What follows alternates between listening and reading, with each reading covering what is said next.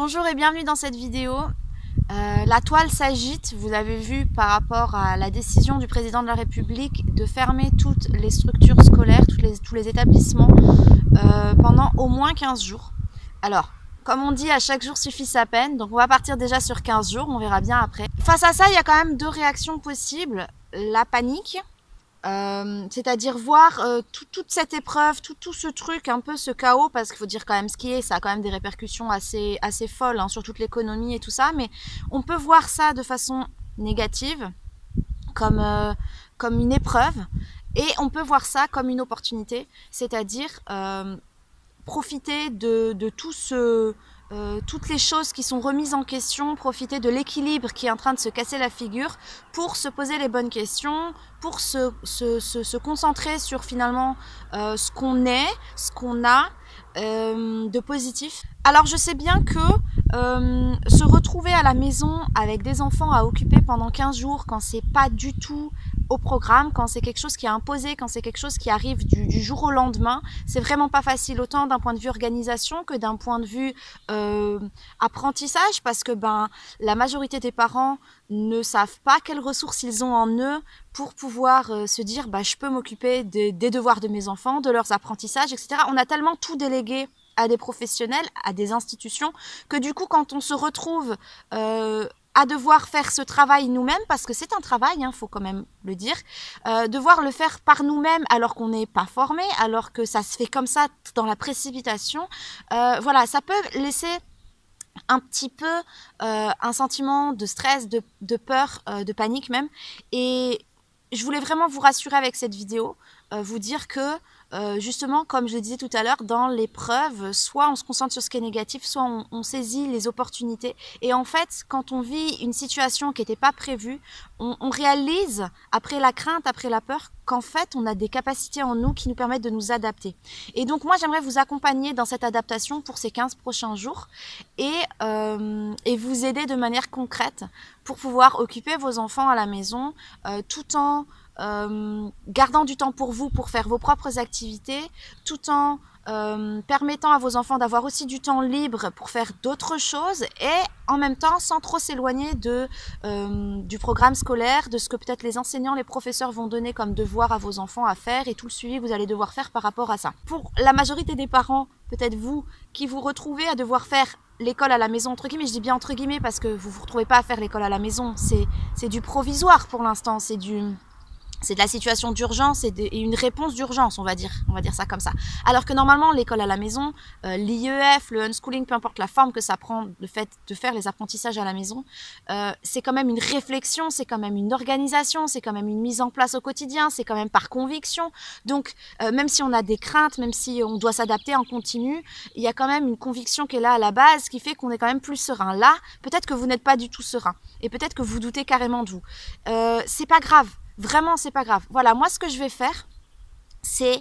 peut-être que vous ne me connaissez pas, on va commencer par le début. Je m'appelle Anne-Estelle, je suis la créatrice du blog plaisirdapprendre.com avec mon mari Stéphane. Et en fait, on accompagne depuis déjà 5 ans et demi, presque 6 ans, autant les enseignants que les parents qui veulent cultiver le plaisir et l'enthousiasme dans les apprentissages des enfants. Donc, on accompagne les parents qui font l'instruction à la maison. Nous-mêmes, nous avons une fille qui a 8 ans et qui n'a jamais été à l'école.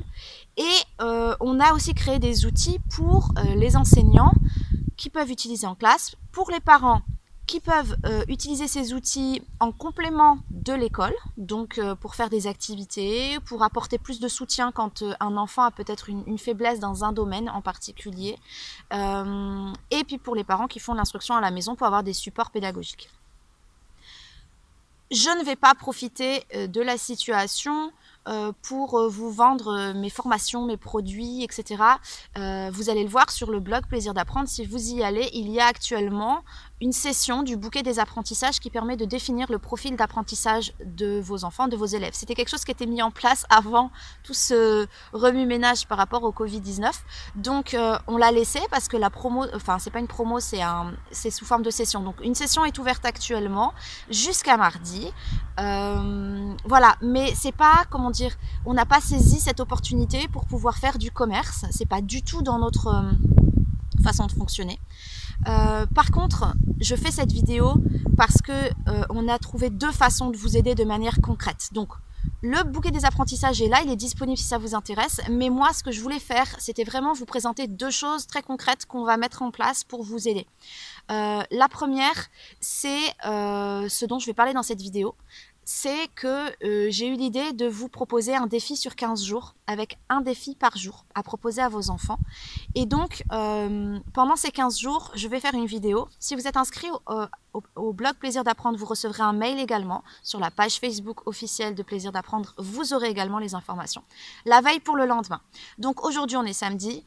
Demain, dimanche, en fin de journée, vous aurez accès au premier défi qui va vous permettre de proposer une activité à vos enfants. Alors, je ne vais pas m'attarder dans cette vidéo sur la deuxième façon qu'on a de vous aider parce que je vais faire une deuxième vidéo par rapport à ça qui va sortir tout bientôt, soit aujourd'hui, soit demain, parce qu'il y a encore des détails techniques à finaliser.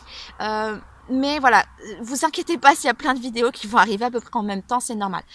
Ce qui se passe, c'est que par rapport à ces défis, ça s'adresse aux enfants du cycle 2 et du cycle 3. Donc, grosso modo, de 6-7 ans jusqu'à 10, 11, 10, 12 ans. Voilà, on va dire ça comme ça. Bien sûr, pour les plus grands, vous pouvez trouver des idées dedans et les adapter sans aucun problème. Il y a plusieurs des défis qui sont vraiment, qu'on peut faire même avec des adultes. Donc, ça peut être fun quand même. Pour les plus petits, les moins de 6 ans, avant de vous présenter mon défi plus en détail, j'aimerais juste vous dire que oui, maintenant l'instruction est obligatoire à partir de 3 ans en France. Mais sincèrement, on l'a vécu avec Janae, on l'a vu avec plein d'autres enfants, plein d'autres familles. La meilleure manière d'apprendre pour un enfant, surtout avant 6 ans, c'est le jeu. Donc moi, je ne vais pas vous proposer des outils pour les 3-6 ans. Je sais qu'ils demandent plus de temps, plus d'attention. Ils sont moins capables de jouer seuls pendant de longues périodes. En revanche, ce que vous pouvez faire pour les moins de 6 ans, c'est lire des histoires tous les jours. C'est jouer à des jeux tous les jours. Vous n'êtes pas obligé d'enchaîner les jeux. Vous pouvez faire deux petits jeux le matin, 2 petits jeux l'après-midi, etc.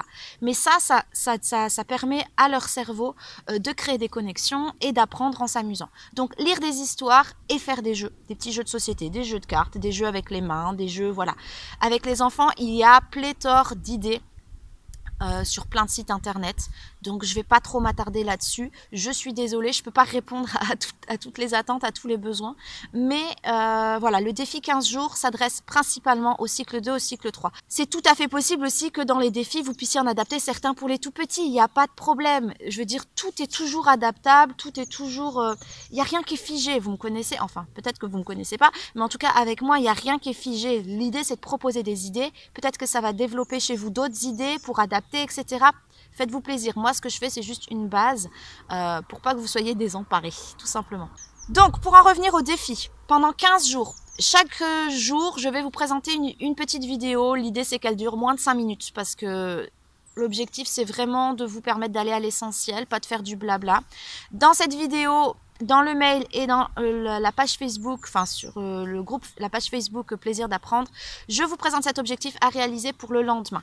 L'idée, c'est d'éviter au maximum d'avoir besoin de matériel particulier ou de temps de préparation. Il y aura certains défis, oui, il y aura besoin d'un peu de temps de préparation, mais normalement, ça devrait être limité. Je pense notamment au défi numéro 1 que je vais vous présenter du coup demain, dimanche, en fin de journée, pour lundi.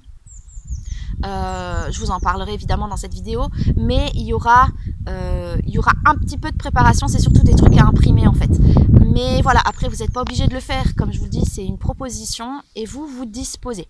Donc, c'est gratuit, pendant 15 jours, une vidéo, vous pouvez vous abonner à la chaîne YouTube, vous pouvez partager ces vidéos tout autour de vous, que ce soit sur Facebook, que ce soit par mail, vous pouvez faire suivre, plus ça va aider de parents et plus on aura fait notre travail et plus on sera content. Voilà, je vais m'arrêter là pour cette vidéo. L'idée, c'était de vous présenter dans la globalité ce qui va vous attendre pendant ces 15 prochains jours. Et voilà, pour vous motiver, pour vous booster, pour vous redonner un peu de courage, un peu d'énergie, vous dire que ça va bien se passer. On va s'en sortir, vous allez vous en sortir. Et on va y aller vraiment jour après jour. Ça ne sert à rien de penser au bout d'une semaine, au bout de 15 jours et après. À chaque jour suffit sa peine, comme on dit. Et moi, je vous retrouve donc très très vite pour une prochaine vidéo avec la deuxième idée qu'on a eue avec Stéphane et que Stéphane est en train de mettre en place au niveau technique qui est assez complexe. J'espère vraiment que ça va vous aider. Et puis je vous retrouve demain, dimanche, pour le défi numéro 1. À très vite pour la suite.